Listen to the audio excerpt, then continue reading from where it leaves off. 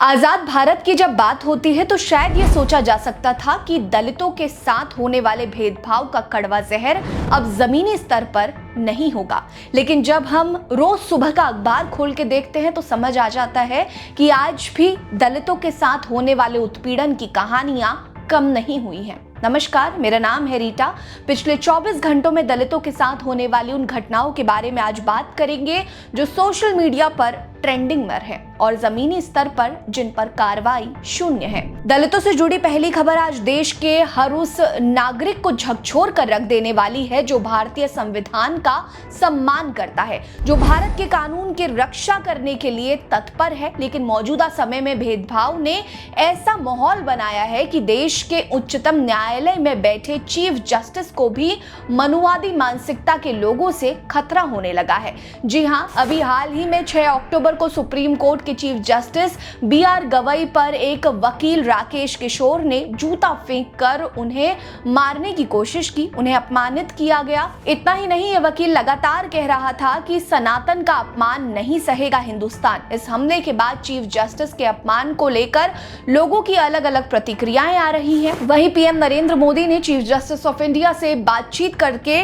ऐसे हालातों में संयम ना खोकर शांति से कार्रवाई करने को लेकर CJI की तारीफ की है। वहीं वकील राकेश किशोर को बार काउंसिल ऑफ इंडिया ने उसका लाइसेंस रद्द करके निलंबित भी कर दिया है। चश्मदीदों के मुताबिक कोर्ट नंबर 1 में जब कार्यवाही चल रही थी उस दौरान सुबह करीब 11:30 बजे वकील राकेश किशोर ने अपना स्पोर्ट्स शूज CJI गवई की तरफ फेंक दिया। इस घटना के सामने आने के बाद इस मुद्दे पर अलग अलग राजनीतिक प्रतिक्रियाएं सामने आ रही हैं।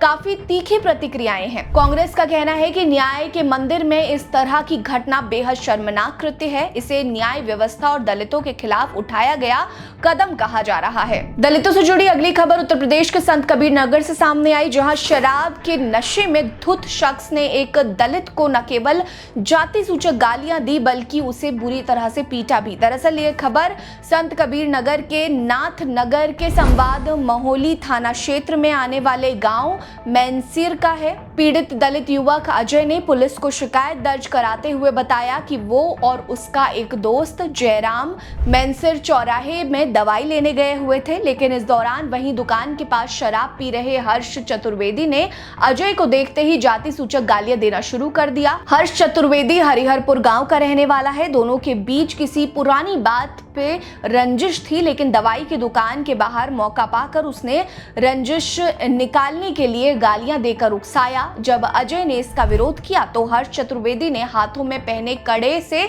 अजय और जयराम को बुरी तरह से पीटा। इस मारपीट में अजय को काफी गंभीर चोटें आई हैं और उसका सर फट भी गया है। पुलिस ने पीड़ित की तहरीर पर हर्ष चतुर्वेदी के खिलाफ मामला दर्ज करके जांच शुरू कर दी है। जल्द ही मुख्य आरोपी पुलिस की गिरफ्त में होंगे। दलितों से जुड़ी अगली खबर आजमगढ़ से सामने आई, जहां एक समारोह में हुए कुर्सी को लेकर विवाद ने इतना बड़ा रूप ले लिया कि पुलिस को हस्तक्षेप करना पड़ा। दरअसल ये घटना आजमगढ़ के तरावा थाना क्षेत्र के तरावा कटाई गांव की है। 4 अक्टूबर की रात को एक समारोह के दौरान एक दलित बच्ची एक कुर्सी पर बैठकर खाना खा रही थी, लेकिन तभी कुछ ऊंची जाति वालों ने बच्ची को जबरन कुर्सी से नीचे उतार दिया। लेकिन बच्ची के परिवार वालों को ये हरकत पसंद नहीं आई और उन्होंने इस पर बहस शुरू कर दी, जो धीरे धीरे काफी हिंसक हो गया। दोनों पक्षों के बीच बुरी तरह से मारपीट हुई, जिसमें 5 लोग बुरी तरह से घायल हैं और 2 की हालत अभी गंभीर बनी हुई है। लेकिन हैरानी की बात यह है कि जिन लोगों ने ये हिंसा की उनके खिलाफ मामला दर्ज तक नहीं किया गया। जिसके बाद लालगंज पलहना के ब्लॉक प्रमुख अनुराग उर्फ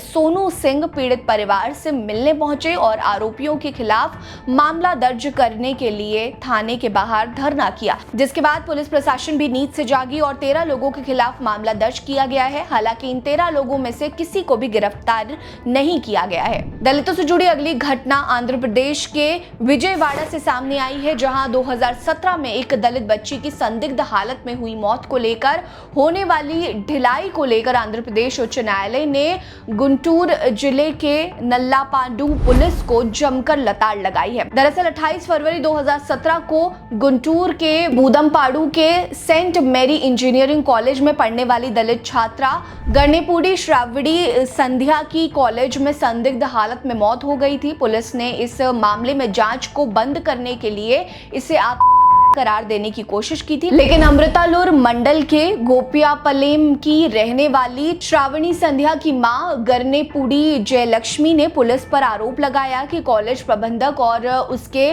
रूममेट ने मिलकर उसकी बेटी की है, लेकिन बार बार थाने के चक्कर लगाने के बाद भी पुलिस के कानों पर जू तक नहीं रेंग रही थी, जिसके बाद थक हार कर जयलक्ष्मी ने 6 जुलाई 2017 को उच्च न्यायालय का दरवाजा खटखटाया था। तब से एक मां अपनी बेटी के लिए न्याय का इंतजार कर रही है। हालांकि इस मामले में सुनवाई करते हुए 6 अक्टूबर को आंध्र प्रदेश उच्च न्यायालय ने न्यायमूर्ति बट्टू देवानंद ने पुलिस को लताड़ लगाते हुए पूछा कि जब सारे सबूत का इशारा कर रहे हैं तो फिर पुलिस इसे क्यों बताना चाह रही है। इस सुनवाई के बाद भी अभी तक पीड़िता की मां को नहीं पता कि आखिर न्याय का इंतजार उन्हें कब तक करना पड़ेगा। दलितों से जुड़ी अगली खबर उत्तर प्रदेश के गोंडा जिले से सामने आई है, जहां एक 15 साल के दलित नाबालिग को जातिवादी आतंकियों ने पहले बुरी तरह से पीटा और फिर उसकी बेरहमी से गोली मारकर हत्या कर दी। दरअसल ये घटना गोंडा जिले के इटियाथोप थाना क्षेत्र के भावनीपुर खुर्द बंदूकपुरवा गांव का है, जहां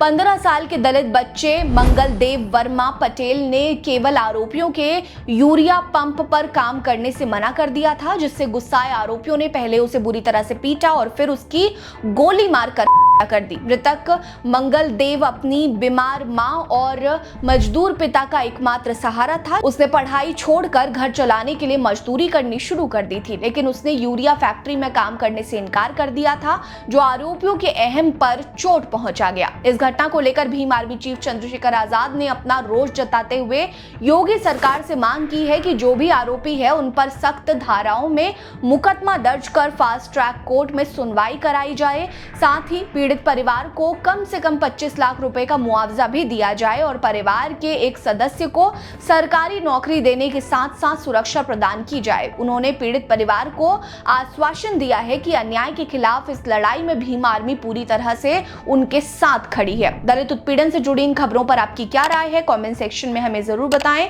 वीडियो को लाइक करना मत भूलिएगा, चैनल को जरूर सब्सक्राइब करिए, हमारे साथ बने रहिए। नमस्कार।